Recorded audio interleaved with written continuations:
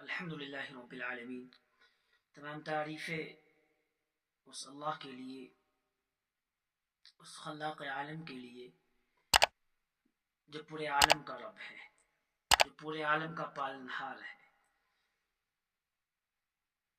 اللہ تعالیٰ قرآن میں فرماتے ہیں قُلِ اللَّهُمَّ مَالِكَ الْمُلْكِ تُؤْتِي الْمُلْكَ مَن تَشَاءُ وَتَنزِعُ الْمُلْكَ مِمَّن تَشَاءُ، کہ نبی آپ فرما دیجئے کہ بادشاہت تو اللہ تعالیٰ کی بادشاہت ہے، حقیقی بادشاہ تو اللہ ہے اور کوئی بادشاہ نہیں۔ حقیقی بادشاہت تو اللہ کی بادشاہت ہے۔ تؤتی الملک من تشاء، جب چاہتا ہے کسی کو بادشاہت دے دیتا ہے۔ وتنزع الملک ممن تشاء،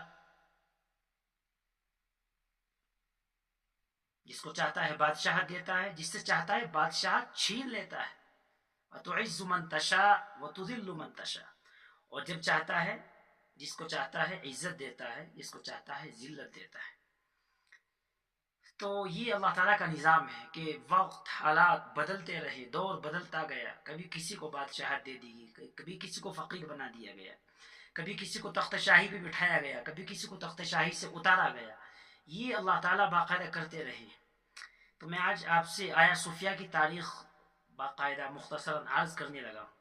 آیا صوفیہ آپ نے سنا ہوگا، ترکی کے مشہور شہر استنبول میں واقع ہے، سمندر کے کنارے پر واقع ہے۔ اور یہ آیا صوفیہ کی تاریخ کیا ہے، اس کے بارے میں ہمیں تھوڑا علم ہونا چاہیے۔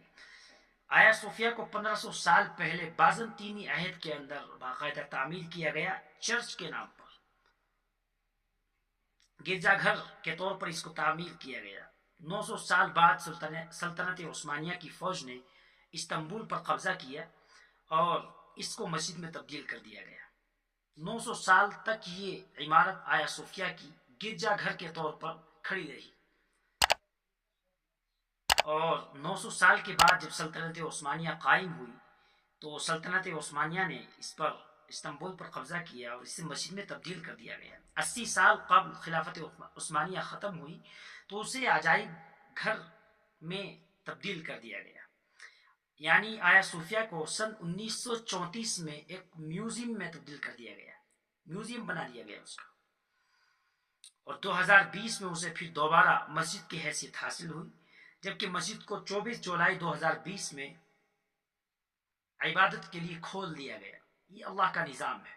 شروع میں کب تعمیر ہوئی، پھر خلافت عثمانیہ میں مسجد میں اس کو تبدیل کر دیا گیا، پھر اس کے بعد عجائب خانے میں اس کو باقاعدہ تبدیل کر دیا گیا۔ اس کے بعد پھر یہ معروف عمارت میں، جیسا کہ میں نے بتایا کہ استنبول میں واقع ہے، ترکی کے شہر استنبول میں واقع ہے۔ 1453 میں سلطنت عثمانیہ کے دور سلطان محمد دوئم نے قسطنطنیہ پر قبضہ کر کے شہر کا نام تبدیل کر کے استنبول رکھا۔ شروع میں اس کا نام قسطنطنیہ تھا، بعد میں پھر اس کا نام استنبول رکھا گیا اور بازنطینی سلطنت کا خاتمہ باقاعدہ کر دیا گیا۔ تقریباً 900 سال تک یہ عمارت گرجا گھر کے طور پر کھڑی رہی۔ اس کے بعد سلطان محمد دوئم کا یہ اصرار تھا کہ یہ جو عمارت ہے اس کو باقاعدہ تعمیر نو کی جائے اور اس کو مسجد بنایا جائے۔ اس کے بعد پھر اللہ تعالیٰ کی قدرت دیکھی کہ 2020 میں 24 جولائی کو اس کو باقاعدہ دوبارہ مسجد میں تبدیل کر دیا گیا، اور اس طرح یہ آیا صوفیہ کی تاریخی مسجد آج اللہ کے فضل سے ایک مسجد کی شکل میں کھڑی ہوئی ہے۔ پوری دنیا سے لوگ یہاں گھومنے کے لیے آتے ہیں، اس کو دیکھنے کے لیے آتے ہیں۔ آیا صوفیہ کا بڑا گنبد استنبول کے منظر کا لازمی حصہ مانا جاتا ہے، جہاں ہر سال 30 لاکھ سیاح آتے ہیں گھومنے کے لیے۔ کتنے؟ 30 لاکھ سیاح ہر سال گھومنے کے لیے آتے ہیں، اور 2019 میں 38 لاکھ سیاحوں کے ساتھ ترکی کا معروف ترین مقام بن گیا یہ استنبول کا جو یہ آیا صوفیہ کی تاریخی مسجد ہے۔ یہ ترکی کا مشہور ترین مقام بن گیا گھومنے کے اعتبار سے۔ 38 لاکھ سیاحوں نے یہاں کا سفر کیا، وزٹ کیا، اور آیا صوفیہ کی تاریخی عمارت کو دیکھ کر لطف اندوز ہوئے۔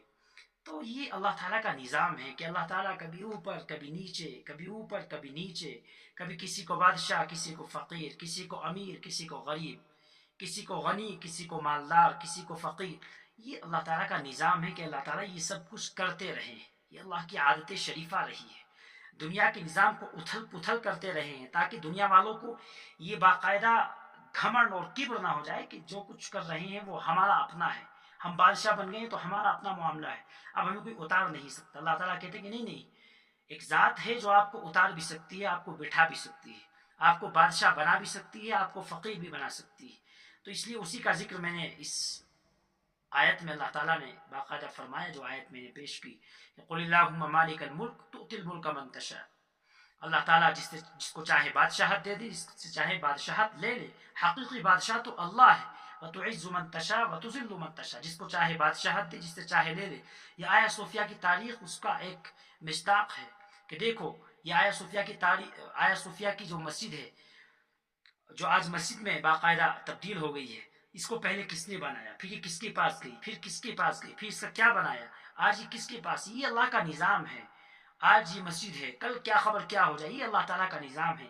حالات کے اعتبار سے اللہ تعالیٰ اتھل پتھل کرتے رہتے ہیں تاکہ انسان یہ غرور نہ کر بیٹھے کہ میں سب کچھ ہوں، میں جو کر رہا ہوں صحیح کر رہا ہوں، تو جو کچھ میں نے کیا وہ صحیح کیا، میں ہی بادشاہ ہوں. یہ نہ بیٹھے، بلکہ اللہ تعالیٰ یہ بتانا چاہتے ہیں کہ حقیقی بادشاہ تو اللہ ہے.